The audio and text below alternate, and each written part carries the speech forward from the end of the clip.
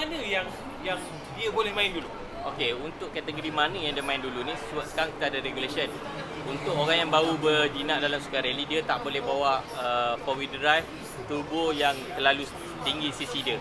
Contohnya, you tak boleh terus jump kepada 2.0 turbo 4-wheel drive.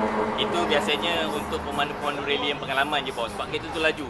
So, once you ada buat mistake, you nak stopkan kereta yang laju ni bukan senang. Dalam kilometer 140-150 dalam keadaan surface yang gravel sekarang tu, you nak stopkan kereta yang laju ni susah sebenarnya. Jadi biasanya lah dalam regulation, kategori yang kita benarkan adalah 1.6 ke bawah.